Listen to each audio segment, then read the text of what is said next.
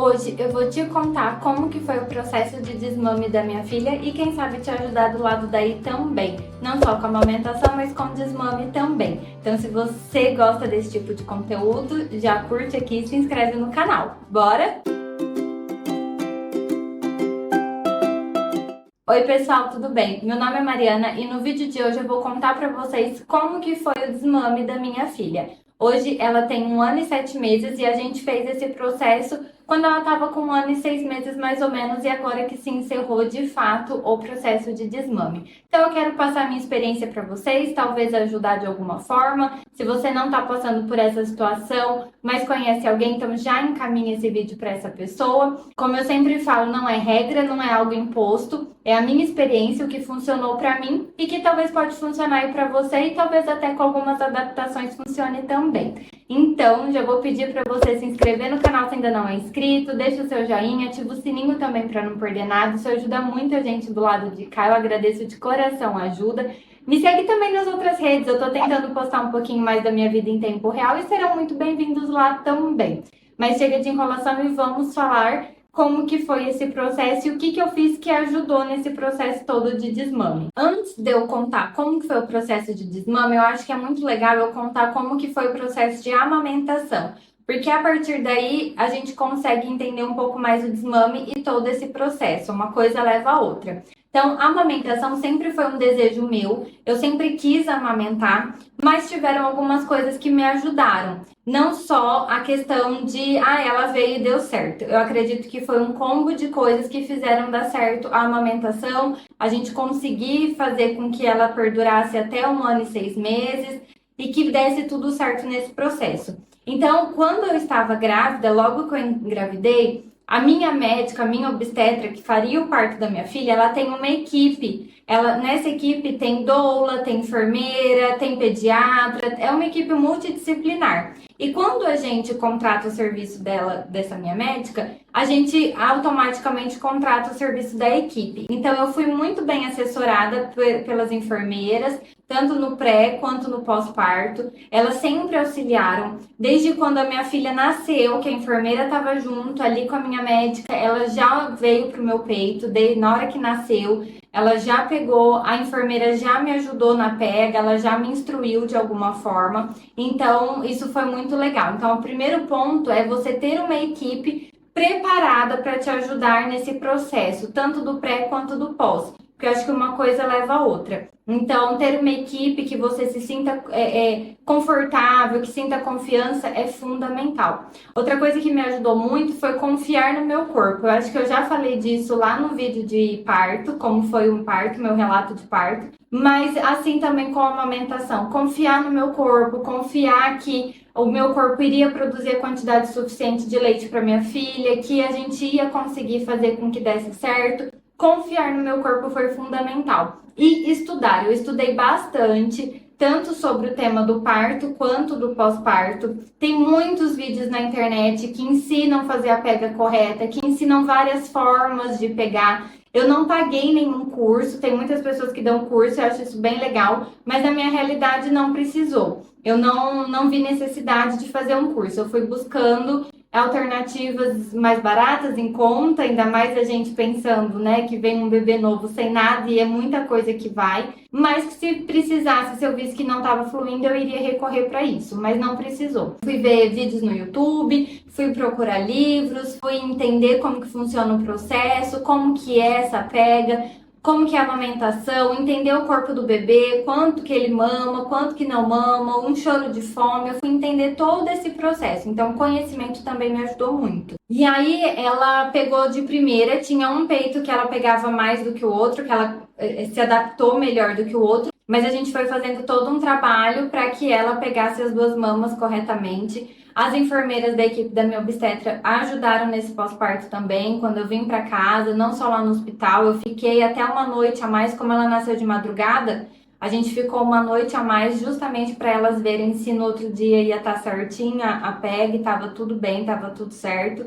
Então foi muito tranquilo, foi muito bem quanto a isso. Ela pegou certinho, eu peguei, eu nunca tive fissura, eu nunca tive nada na mama. Ela sempre pegou de primeira. E eu acho que a gente saber como que é, entender como que funciona a pega ter profissionais do nosso lado, até da gente buscar informação. Um banco de leite ajuda muito, cada cidade tem o seu, então acho que é muito válido e é gratuito. Então, essa informação e esse apoio de alguma forma de um profissional, eu acho que foi fundamental. Não que tendo tudo isso a gente vai passar ileso de alguma coisa, não.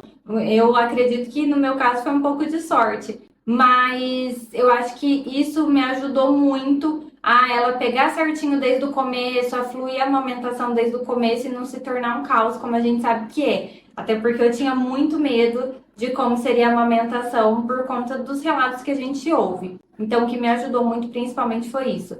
Outra coisa que ajudou muito foi o apoio da família, principalmente do marido, dele apoiar nesse processo, dele estar ali, dele oferecer suporte mesmo enquanto eu amamentava, dele buscar uma coisa para eu comer, dele buscar uma água, dele colocar para rotar, porque o amamentar é muito cansativo, é muito difícil. Mesmo que esteja fluindo, é muito pesado para a mãe principalmente, mas de você ter um apoio da família, seja do marido, do pai, do bebê, enfim, de alguém, isso é fundamental também. Eu tive todo o apoio dele, desde o começo da amamentação até o processo de desmame, que eu vou entrar nesse assunto e que foi mais fundamental ainda. E as outras duas coisas que me ajudaram também nesse processo foi... A primeira delas que eu não estipulei prazo. Eu queria no mínimo 6 meses, que é quando começa a introdução alimentar. Então esse era o prazo que eu tinha. Até 6 meses eu vou amamentar. E depois eu fui sentindo enquanto estava viável, enquanto estava confortável, enquanto eu gostava, enquanto estava tudo bem. Então não estipulei um prazo. Eu vou cortar com tanto tempo. Não, as coisas foram fluindo. E a outra foi estabelecer uma rotina. Que aí também me ajudou a me organizar quanto aos horários. Até o primeiro ano ela mamou livre demanda, que é o recomendado, mas a gente já tinha mais ou menos uns horários em que ela mamava. Ela mesma foi se colocando esses horários e foi encaixando na rotininha dela. Eu acho que tem até vídeo sobre a rotina dela aqui. Então, a hora que acabar esse vídeo, você corre lá para ver. Eu vou deixar o link na descrição. Então, a amamentação foi fluindo dessa forma e aí dentro da rotina dela de mamar, eu já sabia mais ou menos como que eu podia me organizar. Porque conforme foi introduzindo a alimentação, as mamadas foram espaçando mais e foi ficando mais tranquilo para mim. Então esse foi o processo todo de amamentação durante 1 ano e 6 meses. E a partir de 1 ano e 6 meses a gente entendeu que seria mais viável a gente começar esse processo de desmame. Por que eu falo que é começar? Porque a gente não corta de uma vez só. Isso é muito brusco, é um choque muito brusco. Então, é aos poucos que a gente vai fazendo esse desmame. Automaticamente, do 1 ano até esses 6 meses, ela já foi espaçando mais ainda as mamadas. Então, quando eu vinha trabalhar, ela ficava a tarde inteira sem mamar, sem pedir. As mamadas começaram a ficar mais no momento dela dormir, seja a soneca do dia ou da noite. Então já veio se espaçando muito mais. E já estava muito exaustivo para mim, para o marido também. E chegou uma semana que ela estava acordando praticamente de hora em hora à noite para mamar. E a gente via que não era uma questão dela não se alimentar bem, nem nada disso, porque a introdução alimentar dela também foi muito bem. E ela ela come bem, enfim, então não era fome. Era uma questão de aconchego mesmo. Só que ela estava acordando muito, mais do que ela quando recém-nascida. E a gente viu que não estava sendo mais viável a questão da amamentação. Então eu lembro que numa quinta-feira ela fez isso de novo. E na sexta-feira a gente tinha pediatra logo cedo. E meu marido falou, não, você já foi pro peito da sua mãe, você vai ficar com o papai. E ele foi, levou ela para andar no quintal, andou com ela, ninou. E ela chorou por 1h30, quase 2 horas, se eu não me engano. O marido me corrige aqui se foi mais, mas eu acho que foi mais ou menos nessa faixa de tempo. E eu com o coração na mão, chorando no quarto, né? Porque se eu fosse lá, não teria como. Ela sente o cheiro, o peito, enfim, eu ia dar. Então, por isso que eu falei que o apoio dele foi fundamental nesse processo de desmame. Porque quando é só a mãe, fica muito mais pesado e mais difícil. A gente acaba cedendo de alguma forma e o bebê, ele fica mais inconsolável ainda. Então, ele fez isso até que ela dormiu e seguiu até o outro dia cedo.